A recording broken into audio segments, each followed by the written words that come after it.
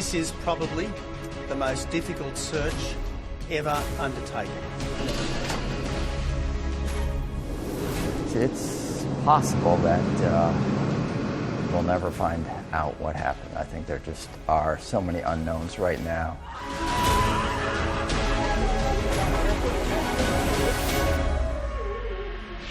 I do not believe the plane has crashed.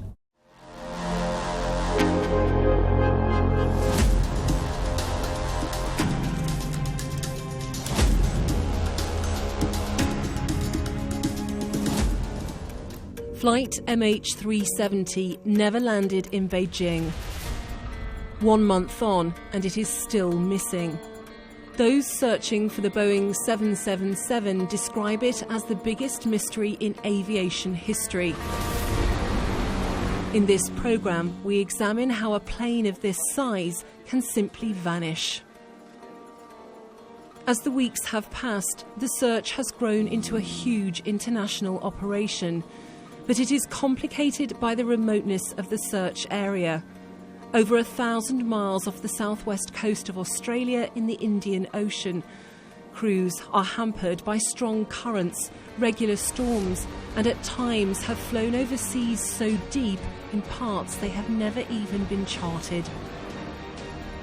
There are still so many unanswered questions, but here's what we do know about the flight. On March the 8th at 12:41 in the morning, Malaysia Airlines Flight 370 took off from Kuala Lumpur to Beijing. At 7:39 a.m, China's Xinhua State News Agency sent a flash bulletin saying contact had been lost with the plane. It wasn't until a week later, on March the 15th, that new satellite data switched the focus of the search to the southern Indian Ocean. By March the 24th, Malaysia's Prime Minister concluded the flight had ended in the sea, ruling out theories it could have made a secret landing somewhere. It is therefore with deep sadness and regret that I must inform you that according to this new data, flight MH370 ended in the southern Indian Ocean. After several weeks of fluctuating hope and despair, it was a moment the families of passengers had dreaded. Their loved ones, apparently no longer missing, now presumed dead.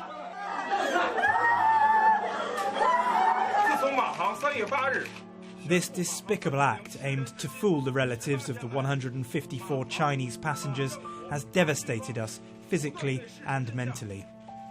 If our 154 loved ones have lost their lives, then Malaysia Airlines, the government of Malaysia and the military are the real executors. In China, paramedics were called in to tend to distraught relatives. Reacting to news some had insensitively learnt by text message.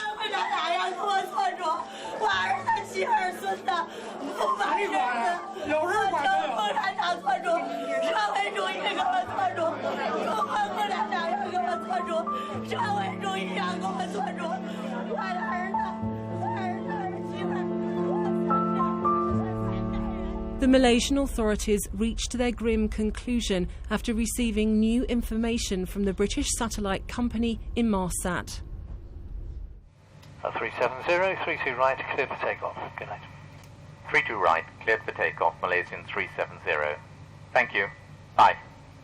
Their interpretation of data from the plane identified the route it must have taken, tearing up earlier theories about what might have happened. Malaysian 370, climb flight level 120. Sky's David Bowden has been in a flight simulator to examine what we know about the doomed airliner. Well, the facts are that Malaysian 370 took off from Kuala Lumpur Airport, runway 32 right, did a normal standard instrument departure, climbed up over the Malaysian mainland up to flight level 350. Which is 35,000 feet. And then did the handover call for Vietnamese control, Ho Chi Minh City, and that was the last call they made. Malaysian 370, contact Ho Chi Minh 120.90. Good night. According to military radar, we also know that for some reason the aircraft deviated from its planned course. We know that the aircraft turned left at the border between Vietnamese airspace and Malaysian airspace. So if we do that now, what would we have to do to make that happen? Right, to make that happen, I would turn the heading bug round, press the heading select button, and the aircraft would start to turn, as you can see now. So they would have turned left onto this sort of heading, the west heading. And we also know at some point, either immediately before that or at about the same time, the transponder and the ACARS, the communication unit, were disabled somehow, some way, by something. Well, yes, that's correct. They stopped transmitting. So the ACARS box is normally positioned here, and then the transponder, which is here, and somehow it was switched off. Now, if you want to change your transponder code to a Mayday code, you would turn this button here. If, by any chance, you turn this one here in error, you're switching it off. We know the jet emitted a series of so-called electronic handshakes, pings picked up by satellite, and that from them and the radar plot, the airliner was probably headed for the Indian Ocean off the Australian coast. We're assuming here that the aircraft was no longer being controlled by the pilots, or, alternatively, was deliberately and maliciously, we'd say, being controlled. Well, let's go with the former, which it wasn't being controlled. They've turned the heading round on a reciprocal to head back towards Kuala Lumpur, and then passed out for one reason or another. One can speculate it may have been a pressurization problem, might have been a small cockpit fire, oxygen bottle exploding. There are a few reasons why that could happen. Now, if that was the case, the aircraft would continue in the autopilot, as it's doing now, at its current level and at its current speed. And that would then continue to fly until such time as the fuel ran out. But many of the relatives felt these kinds of details were never properly explained to them, prompting a demonstration outside the Malaysian embassy in Beijing.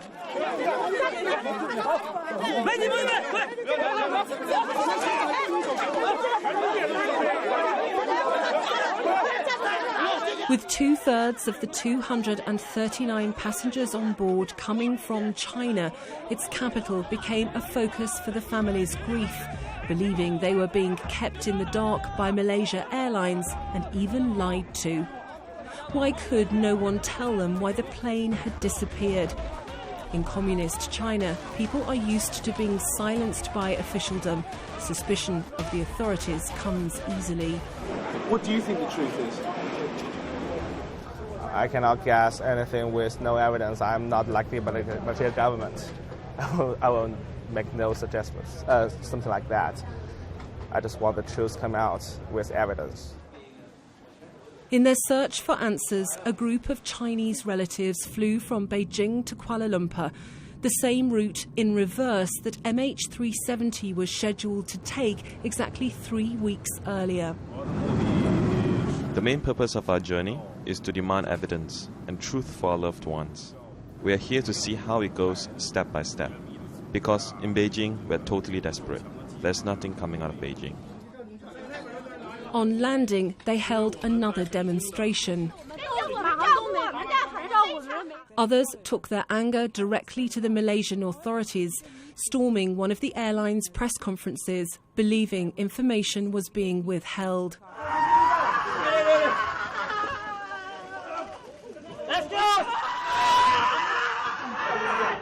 They were unceremoniously dragged away, but their suspicions have garnered some support from a key opposition figure within Malaysia. Because of these series of blunders they committed and the refusal to release information have raised lots of speculations and rumors now. And then they start turning to deflect by casting aspersions and blaming the rest.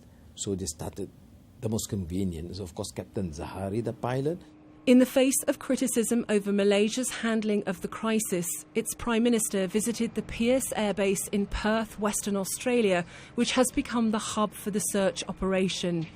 He thanked some of the hundreds of men and women working to find the missing plane, a reminder of the immensity of the task. This is probably the most difficult search ever undertaken. Even though we are constantly refining the search area, even though the search area is moving north, it is still an extraordinarily remote and inaccessible spot. In spite of the complexity of the search, some of the families believe a miracle is still possible, as we discover in part 2 of this programme. I do not believe the plane has crashed. I have yet to find any expert who I've talked to that off record has said that they believe the plane has crashed.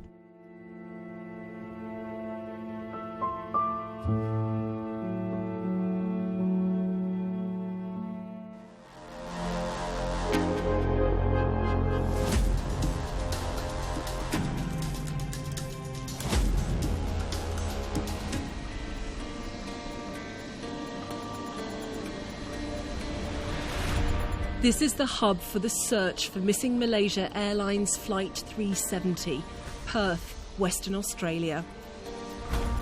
After initial investigations of land and sea in Asia, satellite data traced its last movement to the southern Indian Ocean, thousands of miles in the opposite direction from where it took off. New calculations have revealed the plane was travelling faster than first thought. That led to the search area being shifted further north, closer to the Australian coast. But the zone currently being scoured is still bigger than the entire size of Britain. We do not have any precision in where the aircraft entered the water. And that's why, if we can find a piece of wreckage, some debris, we will then be able to narrow the search to a much smaller area, and we'll be able to start, going underwater with high technology with much more precision than we could right now. Amongst the international flotilla combing the seas is the Royal Navy hydrographic ship HMS Echo, which is helping to survey the ocean floor. It's joined 8 other ships, including the Australian frigate HMAS Toowoomba. A host of countries from China to New Zealand are involved. Joining them are 2 British airmen on secondment to the Australian Air Force, flying on board an Orion P3 spotter plane. You spend a long time looking out the windows. It's a lot of concentration, and we try to manage this by rotating so people don't suffer with fatigue. And the longer it goes on, is there a danger that you become disheartened? Do you lose motivation? No, not at all. For something like this, the world wants to know where this aircraft is as much as we do, and as professional aviators we continue to press until we are told to switch off by our chain of command. It's hoped the British nuclear-powered submarine HMS Tireless, with 130 crew, may prove to be one of the biggest assets of the search. Now on station in the Indian Ocean, it will try to detect pings from the aircraft's black box flight recorder, but they are working against the clock. The black box holds all the details of the fateful flight, but its battery life could run out as soon as Monday. Then it will be much more difficult to find, as the box will stop sending out a locator signal. The best sonar technology the world has to offer is now in the Indian Ocean, as Sky's Ian Woods explains.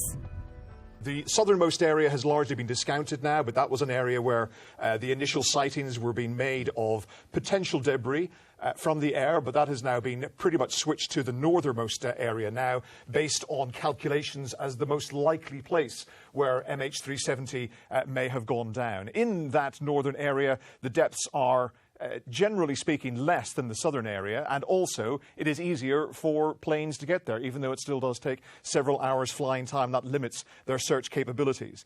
And the ship which is going to be one of those which is involved in the search today is the British vessel HMS Echo, together with its Australian Navy counterpart Ocean Shield. They're going to be towing behind it a detector that should pick up signals from the black box. Captain John Noble, first of all to you, how significant a development is this in terms of the likelihood of being able to find this black box? Well, it must increase the chances considerably, but there's still a vast area to search underwater, so they're giving themselves a better chance than before.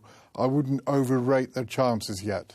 Is it unusual to be doing this when we haven't got any evidence whatsoever of a debris field and giving us any idea of a location? I think it's very unusual. I mean, it's unique. It's the first time I have come across this sort of thing, and certainly they're giving it their best shot, but with no cards in their hands to play. It sounds like a last desperate move. It does, I'm afraid, and one has to feel for the families. David, if I can talk about the actual equipment which has been used here, we can bring up a model, I think, of the device which has been towed through the water. Just explain what that is doing and what it is looking for. Well, the pinger itself on the flight data recorder is pinging out ultrasound, which is around about 37 kilohertz, just above what we hear. And these particular devices have hydrophones on board, and they're very, very sensitive indeed.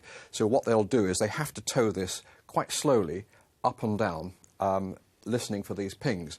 Now, the width of the pinger itself would give a swathe of about 2 to 3 miles either side, and with the very sensitive hydrophones. And these are being towed very slowly. So they would expect to cover 150, 200 square miles in a day. And when you consider the search area is 87,000 square miles, we have to have some better idea where the aircraft is if this is to be successful. Indeed. I'm surprised they haven't found things like seat cushions, life rafts, which would come to the surface and would be visible, albeit not very visible, but it'd be better than nothing. But of course they will drift miles and miles during the course of 4 weeks. But the oceanographers can then get to work and try and trace it back so we can detect where the plane is more likely to have entered the water. At times, the search seemed close to a breakthrough when objects were spotted floating in the sea. In a dramatic moment during a regular press conference in Kuala Lumpur, Malaysia's acting transport minister was handed a piece of paper raising hopes the investigation had turned a corner. The news that I just received is that the Chinese ambassador received satellite image of floating objects in the southern corridor.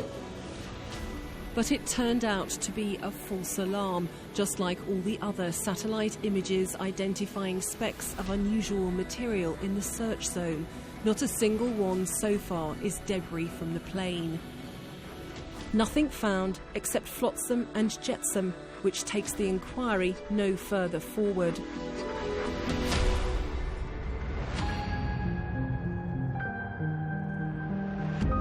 On land, clues to solve the mystery have proved equally elusive.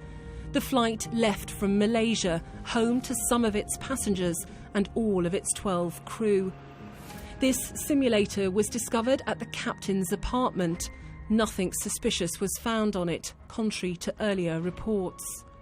53-year-old Zahari Ahmed Shah was an experienced pilot, but no evidence has emerged which proves he was planning a suicide mission, one of the possible theories, or that his mind was disturbed enough by marital difficulties that he would commit such an atrocity. He's a very loving family man. Going through some troubles, it's been reported. I don't think so. Because I've seen photos of the family, which was quite recent, if I'm not mistaken, middle of last year, or towards the September or so. They look like a typical happily married couple, with a good family, a grandson. He has a grandson. Don't believe in rumours. To me, he's innocent until proven guilty. And he's not around to defend himself. The first officer on the flight was Farik Abdul Hamid, aged 27. CCTV shows the two men going through security on their way to board the flight exactly a month ago. They hadn't requested to fly together. Both men are still being investigated. All of the passengers on the flight have been cleared of any involvement in its demise. More than 200 people from 15 different countries, all flying to Beijing a month ago tonight. The youngest was aged just 2, the oldest 76. They boarded the plane as strangers and seemingly ended their lives together. But even after all this time, some of their families still refuse to give up hope. I do not believe the plane has crashed. I have yet to find any expert who I've talked to that off record has said that they believe the plane has crashed. Everybody believes it's been taken. I absolutely believe he's still alive. I still feel his presence. I am not a metaphysical weirdo. I'm a very grounded, practical, logical thinking person, but I still feel him in the same way I have always felt him. That has not changed. People continue to hang messages of sympathy outside Kuala Lumpur's shopping malls. There has been little else to do but hope and wonder. Imagining the journey of those who checked in for a flight exactly 4 weeks ago but never made it to their destination, and still no one knows why.